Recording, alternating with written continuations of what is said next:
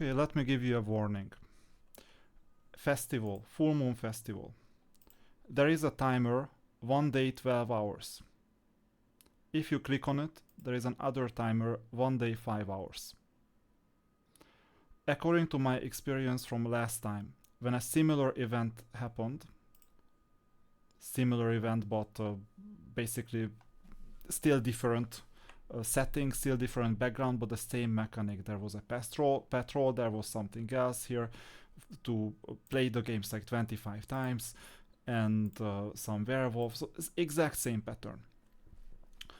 And back then what happened is that once this timer was up, the internal timer, but the external timer was still counting, you were not allowed to purchase anything anymore, neither were you allowed to interact with some of these games. So this means that effectively this is a close. And the real problem with it is that you're still in a position to buy these things, the 1 diamond and the 1500 diamond things. Well, technically real money offers too, but if you go to the shop through this buy button, then you at least know that you cannot use the traveling merchant anymore, so it's unlikely that it will affect you. And if it affects you, my recommendation, go to Discord and ask around there how to file a case, because if you file a case with level 1 support is not always the most competent in most companies. So you may get a false denial of your refund request. Or you need to ensure that your account won't be banned, and you can only do this through Discord with some extra, because there are some Discord moderators, they will most likely help you. Not me, I am not a moderator, I'm not affiliated with Era of Chaos. Now, the thing is that there is one timer, there is another timer, you can still sink diamonds into event currency, but you won't be able to use the event currency after the shorter timer ends inside. So be very careful and use your event currency on time. This is my warning. Now, I'm asking a question if this is likely to happen or this is not likely to happen. I don't know. I reported the bug multiple times. Whether this is actioned or not actioned, it is beyond my control. Let's see. And I also reported, why do we have two different timers? Let's see if my worries are warranted. The question is, in an Era of Chaos 2-week long festival, we are seeing a countdown of 1 day 12 hours on the main screen, but when we click on the icon to access the game mode, we are seeing only 1 day 5 hours. According to my experience from the last 2 occurrences of the event, or I cannot claim last 2, the last occurrence definitely, but the occurrence before I don't know. Okay, so I cannot remember, and it was not recorded in that way, most likely, or it may have been, but we'll have to examine the videos. The last occurrence of the event, let's be fair and let's just say this. Once the 1 day 5 hour closes, the festival will be over, and the traveling merchant providing rewards for 2 weeks of festival currency collection will leave. This will render your festival currency useless. Meanwhile, the shop where you can purchase bullets, another in-game currency that can be converted into festival currency. However, as the festival is officially over, earlier hidden countdown, you won't be able to even convert your currency, so you will effectively sink your diamonds into useless bullets. Last time, a few months ago, I observed this, and I am worried it would happen again. Are my worries warranted?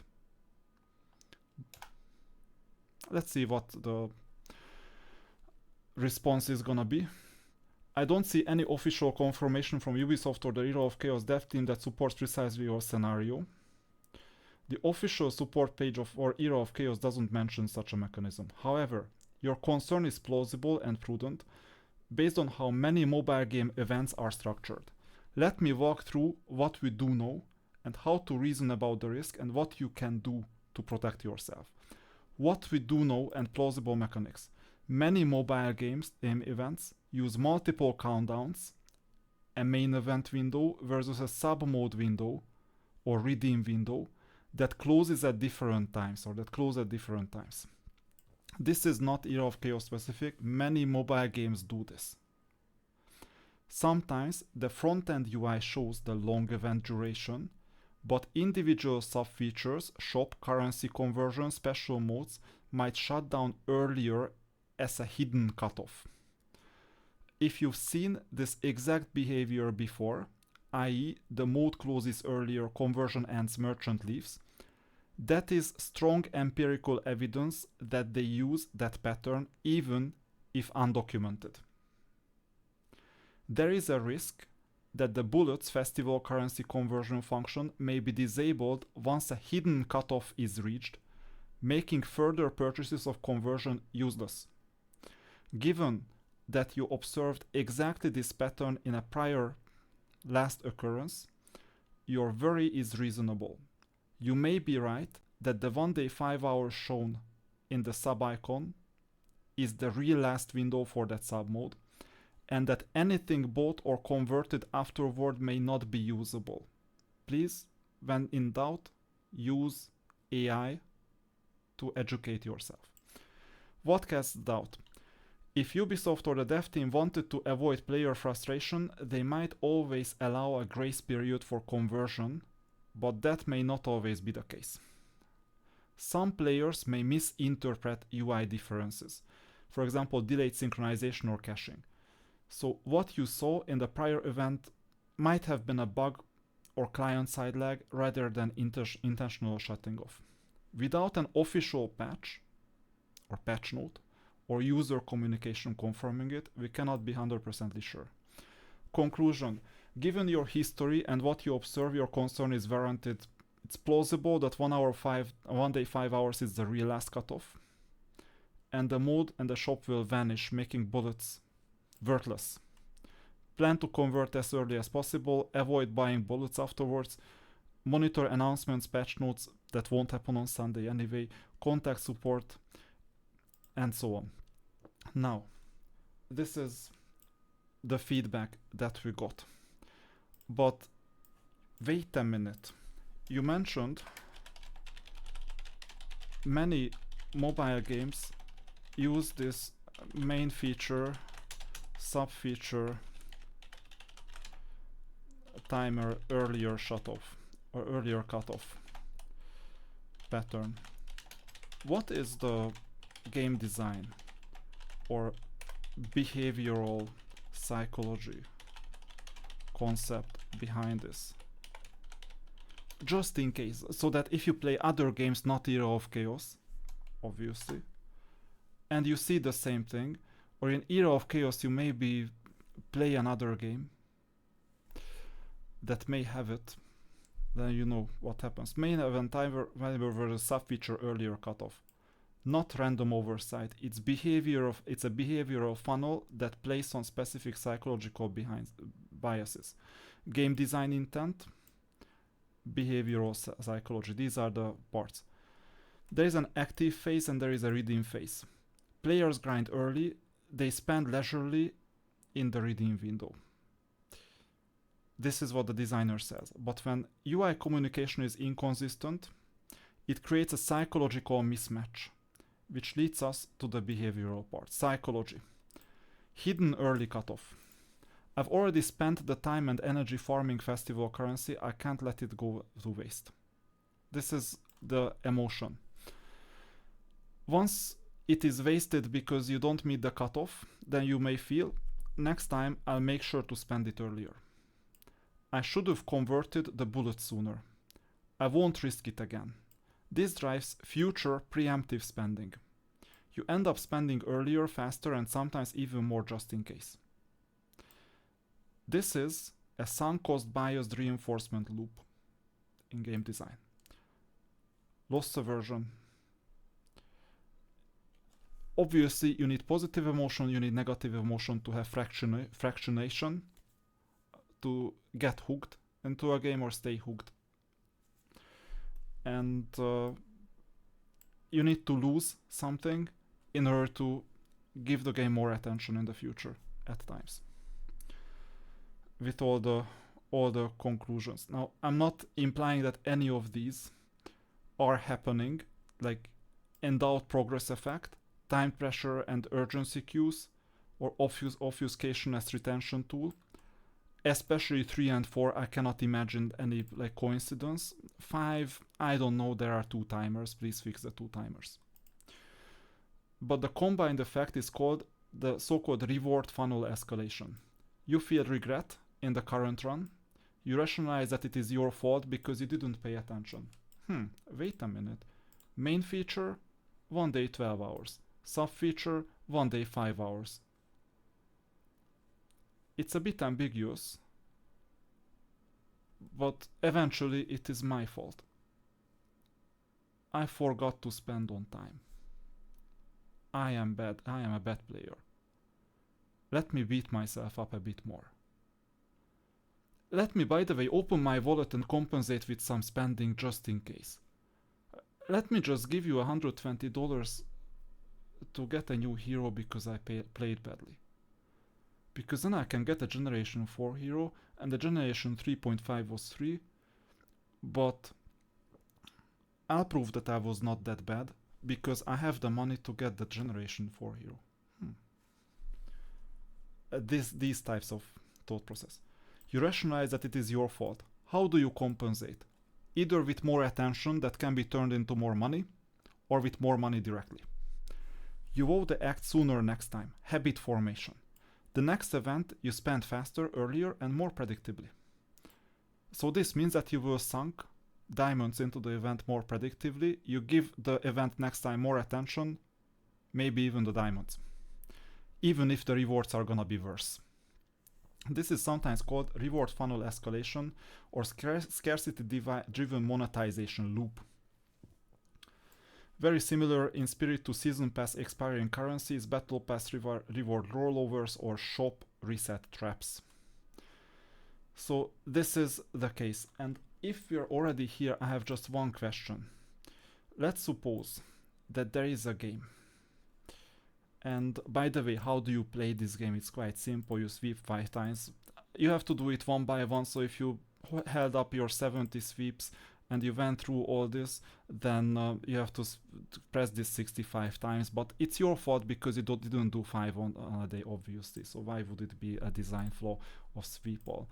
So we did the game once, not as if it was needed. Fine, we claimed everything already.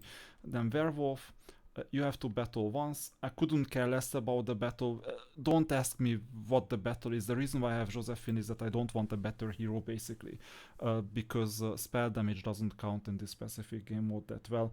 You need to slowly get to 50k, but my verse accounts are even better off, and Order is not meant to be giving you many records, especially not these units.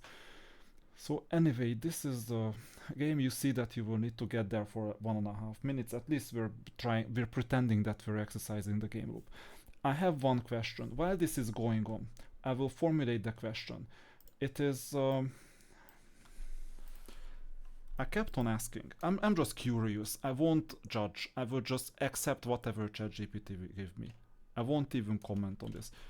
I kept on asking that in this festival and previous reruns, there is a game mode that gives me festival currency such that I have to press claim all 21, or no, claim 21 times. Claim all is my wish. The first gives me 500 currency, then all the subsequent ones give me 10 currency each, yielding a total of 700 currency. Then the question is, I understand to reach 500 is easy. To reach 700 you have to be strong. That's fine. That's fine. But why don't they fix, they add a claim all button in parallel with my feedback? there was another feature where you have to claim 4 things, and they added a claim all button. Why there? Why not where it matters? I'll ask this question quite soon and I'll read the response without comments. Now, let's see. Let me sweep. By the way, you have to rerun this battle and there is nothing in there, so actually I saved myself time by doing something meaningful, right? Helping you by recording this video. And there is a 21. So in the first one you get, okay, it's not 500, it's just 300 event currency, but let it be 500, doesn't matter. It's the same thing for an AI model. Plus you have these things. And you see it's even slowed down on, like, you need to see this check mark every single time. Just imagine in Heroes of Might and Magic Golden Era, you get a new day and you have to claim your resources from all your mines one by one by clicking claim, claim, claim, claim, claim, and then you spend 5 minutes on claiming all your resources near the end game, if you're winning. Would you play that game? Good question. And well, I did this, fine. Then you do the intimidate, so I'm buying this. Given that during event days these time-consuming mechanics give me a toll, I usually link this with the purchase of this thing. It's non-negotiable, I have to do it if I want to ever purchase, or I can just keep the shop. And then I use this. I got the event currency, amazing. So I got all this, and then I wanted to show you that the other pattern, there was 21. Here I don't even have to claim this anymore because I've reached 1,500 meters, and no thank you, I'm not purchasing the other one. Here you see like 4 claim buttons, and there is a claim all here. So they added this feature here. But why not in where it matters? I mean, I can click here 4 times, not a problem. But I don't want to click there 21 times. So I'm asking, why? Let's see. Thinking, that's a brilliant and sharp observation. Yeah, because that ChatGPT does all the time. Praises the question. And you've put your finger on one of the subtler aspects of friction design. What is friction design? I'm intrigued. The deliberate use or removal of minor inconveniences to steer player behavior and emotional response. Let's break down why the claim all button appears in one place but not where it truly matters, and what design psychological principles are at play. This disclaimer, this is not my opinion. I will stay silent in here. I don't need to have an opinion in here. I will just read what ChatGPT gave me. Okay? And you, the audience, will draw the conclusions. My only comment in here is that whenever you see something, please ask Claude AI, ChatGPT, any large language model. Do your research there, do your research on Google, read books on game design, and draw the conclusions yourself. So given that I've interviewed ChatGPT this time, and this is the aggregate opinion of people, knowledge, books, a lot of other things, and it found the thing that it thought relevant. Let's see. Functional asymmetry. It's not about usability, it's about behavioral intent.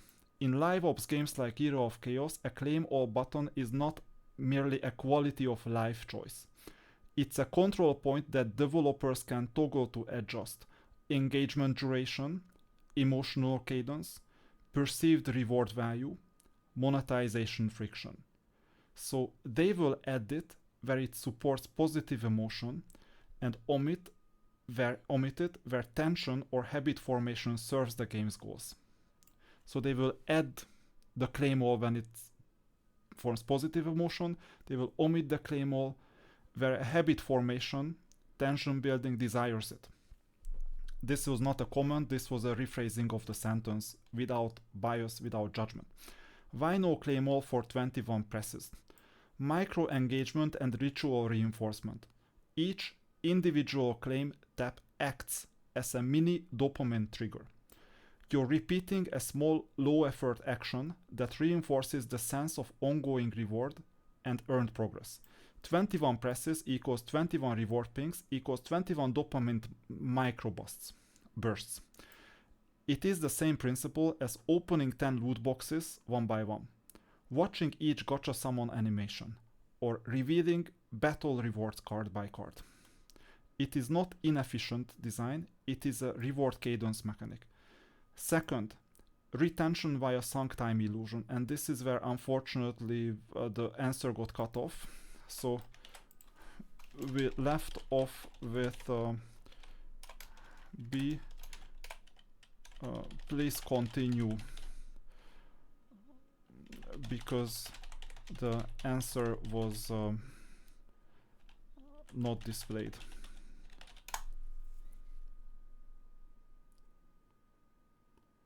Excellent memory. Yeah, this is the stupidness of ChatGPT. This is one of the supple forms of behavioral anchoring in live of game design. When you're forced to press claim 21 times, instead of simply tapping claim all, several overlapping psychological effects occur. The sunk time illusion itself. Each extra tap is a micro investment of time and attention. So you give your time and attention to the game. Even though the total difference is just seconds, your brain encodes it. I'm interacting, therefore I am participating. I think it unconsciously encodes it, but that would be a comment. But that your brain, not you, but your brain, so it's implied by the sentence. It's just an interpretation help, but if you don't want this help, then ignore it. That's why players who have to click through 21 rewards to feel a stronger completion sensation than those who auto-claim all at once. When they later think about quitting the event, their memory includes all those individual interactions, reinforcing the perception that they've already put time into it. You may say, I spent all the time clicking and collecting, I might as well keep going for the next batch. This isn't about the 200 extra currency. It's about reinforcing the mental account of effort. And then action reward coupling. From a behavioral psychology perspective, every claim button is a lever. Press lever, get reward, dopamine microspike. Action, small feedback, action, small feedback, like slot machine. That rhythm cements the habit loop more powerfully than a single large reward does. A claim all would collapse those 21 reinforcements instances into one, drastically reducing total dopamine reinforcement frequency. So that was the second one. Third, metric padding disguises engagement. From a live ops analyst perspective, every claim press counts as one UI interaction, one reward claimed, one session activity.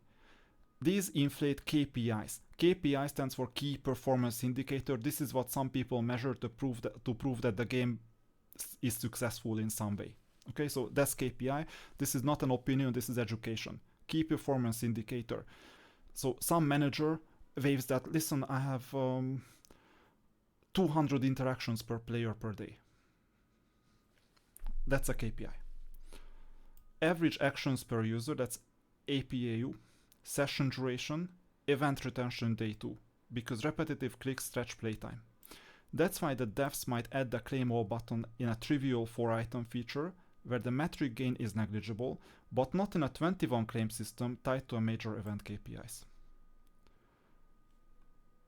They optimize friction where it serves retention and remove it where it improves satisfaction without harming metrics. Fourth, illusion of control and competence signaling. Forcing manual claims lets players feel they are actively managing their progress. It creates the illusion of control. That illusion helps weaker players feel more engaged, even if their input changes nothing in outcome. It's subtle, but it sustains. I'm doing something productive.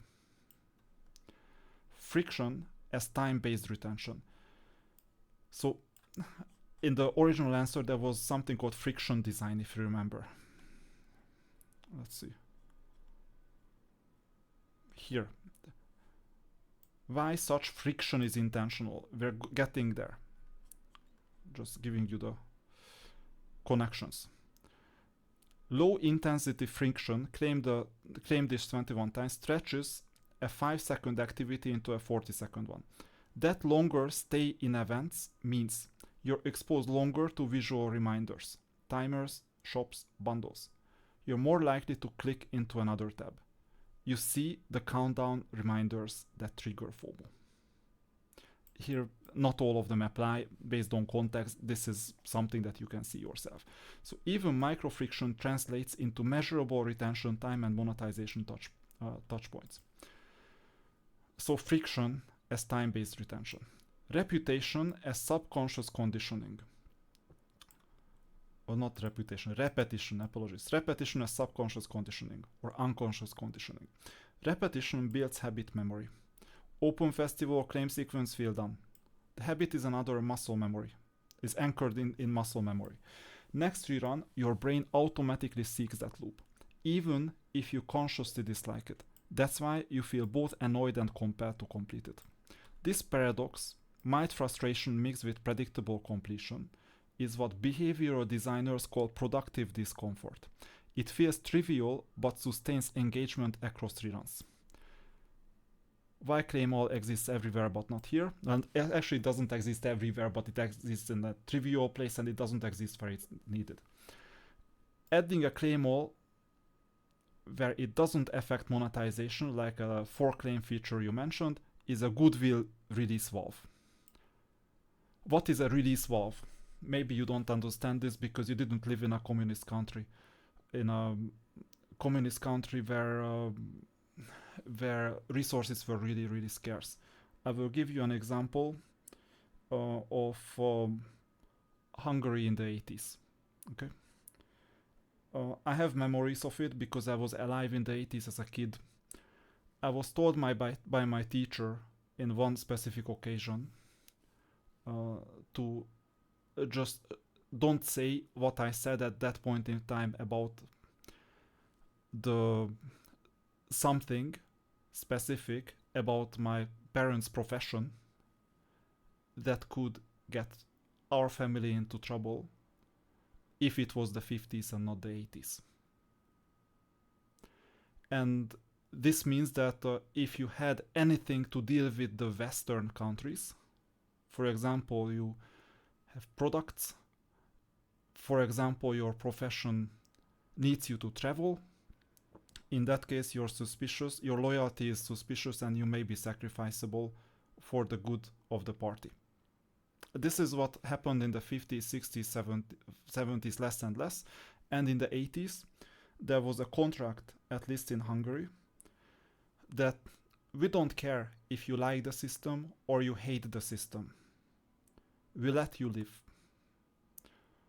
As long as you don't actively oppose us. That was a contract. And that contract back in the days allowed culture to express itself in a way that there were some comedians, there were some artists who were somehow connected to the party in a plausible deniability way. And they also criticized the one party just to show that it is possible to criticize the one party. That is a release valve. So given that if you give people some cultural activities, they won't riot, they won't destroy your machinery, they won't do bad things. They will be busy, for example, hating the one party in power. That was the 80s before the multi-party system got introduced, at least in that country. And this requires some release valves as an act of culture to basically serve those people who are unhappy about the system to still be able to express themselves and listen to certain things that they need. And this made that era more livable, and this prolonged the one party's grip on power as long as they could. And it was longer than the tyrannic 50s, when you had to start sacrificing loyal people, because to keep your grip on power you needed sacrifices. So this is a release valve, a goodwill release valve. It signals, we'll listen to feedback, keeping trust intact, while preserving the strategic friction in the parts that matter for retention and revenue. So, the 4-claim mode, cosmetic quality of life fix, a safe concession. The 21 claim festival, behavioral anchor, never automated because it trains rhythm, habit, and sunk time perception. And you see the summary. Now, this is not my opinion. The only opinional piece was educationary on what a release valve means in a different context that has nothing to do with Hero of Chaos. And my questions are the following. I have 2 questions. Please write them in the comment. Question number 1. What do you think about all this? What do you think about Hero of Chaos in general? Whether these patterns are in there, whether these patterns are not in there. I don't know, I'm just a stupid content creator. I just read some ChatGPT because I don't have the mental capacity, the intelligence, and the IQ and the EQ and the education to create better content than reading some ChatGPT answer. I am that dumb, right? In this specific case. So I need your opinion, you must be smarter than me, to see, write it in the comments what you think about all this. Second question. What would you think if this game was Heroes of Might and Magic 3 or Heroes of Might and Magic Golden Era or 5 or your favorite Heroes of Might and Magic game, because you must have one, and at the beginning of every single turn you would have to claim resources from your mines one by one by clicking a button on each, and you would see your resources increase every single day one by one. How would it make you feel? That's my second question. Please write this in the comments. Thank you for your attention.